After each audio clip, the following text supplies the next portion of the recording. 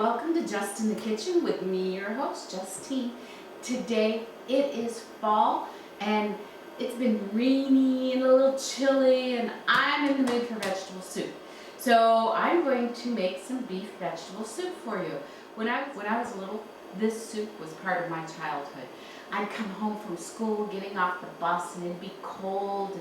I'd like, oh, I wish Mom would make vegetable soup.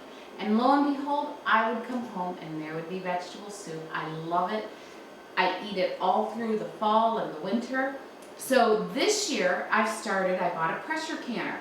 And I am going to make, as you can see, a huge pot of soup. I will put on my website, www.justinthekitchen.com, the measurements for a smaller pot of soup. So this is beef and omit the beef stock. Use vegetable stock or water. I would suggest definitely vegetable stock to make your soup, and then you can add in whatever vegetables you want.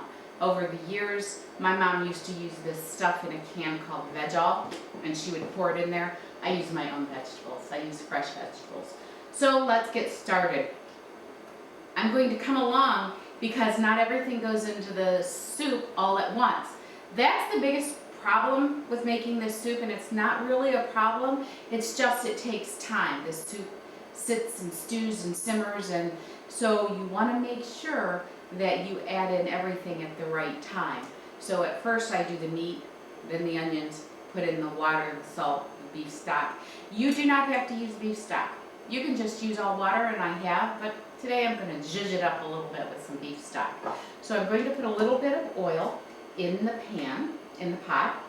Not a lot. You're not frying the meat. You're just wanting to get it browned, seared. And then I am going to put it in my pot. That was heavy. So for the stew meat, I don't get stew meat. I like my buy one, get one free roasts, and that's all I do is I just buy one, get one free. And so this is 2 very big roasts. Again, I will put the measurements on for you for a smaller pot, but I am going to can soup and make sure I have it for all winter. Because if I'm sick, I'm the only one that lives here. So there's nobody to make. Listen to that. See, that's what you want to hear. And you may have to do it in 2 batches. Browning it is what's going to get it that flavor. It just builds up flavor.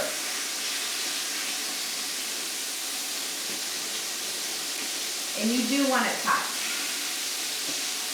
If you put it all in there at once, it's just going to steam and it's not going to get that brown, crusty flavor that I want. And you want to dry your beef. If you put it in there wet, again, it's going to steam and not sear. And you want it to sear. My beef is all browned. And now I'm going to add my onions in. And I know it's a lot, but they do cook down. Really, this is what I put on there on my recipe, what I put on my website for the recipe will have measurements, but if you like less onions and you like more of something else, go ahead. Don't, if you like more carrots, which I happen to like a lot of carrots, go ahead and do more carrots. So it's a method more than a recipe, but I'll put on what I do. What I'm going to do is I'm going to let my onions get translucent.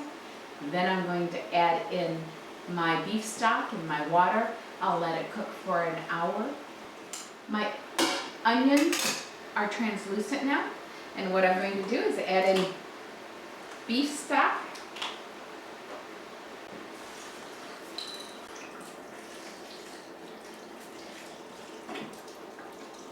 Now, because I like a lot of vegetables, I make sure I have a decent amount of broth in here. Again, I will put the measurements. And because I'm going to load it with tons of vegetables.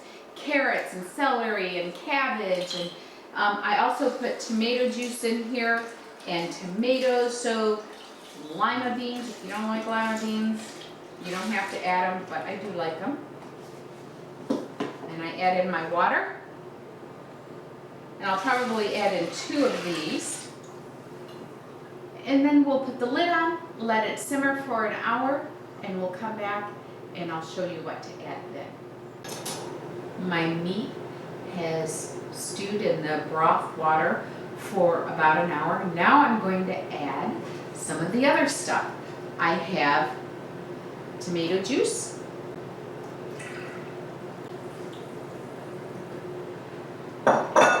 I have, oh, ouch! I have diced tomatoes. Be very careful because they want to splash. I like petite diced tomatoes. And now I have 1 small head of cabbage. And you just cut them, nothing small. You don't want it like you would for coleslaw. Just take it, don't buy the coleslaw mix because first of all it's going to cook up too small, you're not even going to be able to get it. You just want to put it in there. I'm putting it in very gently because it will plop up on me. There we go. I'm going to put all this in here. I'm going to add a little bit of salt and pepper because I did not add it before. And what I'll do when we come back, I'll add some more veggies. We're back and it is steaming. So all I'm going to do right now, just put in my celery. And I have them little bite-sized pieces that will fit on a spoon. Now when you get down to the end of the stalk, they're wider, kind of cut them in half. You don't want that big piece of celery in there. And if you see, I put in the leaves. I don't know if you can see that. I put in the leaves because that gives a lot of flavor. These are fresh green beans. Again, I just cut them, actually I broke them, to about 1 inch so it can fit on a spoon. And here's my carrots now. I like using the carrots with the skin on and the stem and everything, but you can use the little ones, it doesn't matter, but make sure you don't use the whole little carrot because then it's just too big to get on a spoon. You want all these vegetables to mix up on your spoon. And now all I'm going to do is I'm just going to start putting everything in. And the green beans take a little bit of time to cook. And I'll put in the celery. The last thing I have to put in is the carrots, and we'll be right back in probably about half an hour. Okay? Here's my soup. Look at the chunks of beef in there. Oh my gosh, it is so good. This just reminds me of coming off the school bus. Oh, my little cheeks, my little chubby cheeks, all red and cold. So now I'm going to put in the lima beans. I put in the bigger ones, so if people don't like them, they can pick them out. And again, as I said, you can put in what you want. My sister, the lima bean, she just, oh, there's one in there. No, come out. My sister loves the lima beans. Those are her favorites, she said. Now I'm going to put in peas.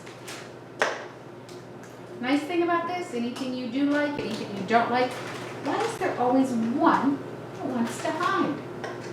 So it doesn't matter. Whatever you like, you can add in. I am going to get some of this out of here so my mom can have some without corn in it. All I'll do is add in the corn. Now this corn, I have cut right off the cob. For cutting the corn off the cob, I like to use a serrated edge because it goes down nicer.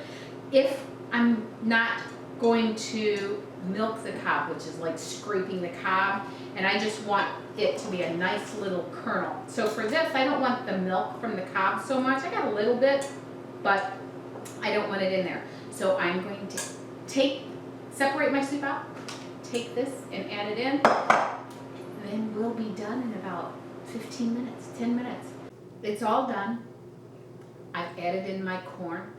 And these little babies, aren't they cute? Look at them. They're for my mom. They have no corn in them. I've canned them up. It's a nice serving for her. Let's go in for the bite.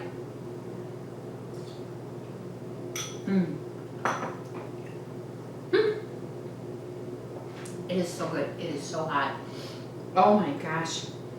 This is fall in a bowl, baby. Just the most delicious everything.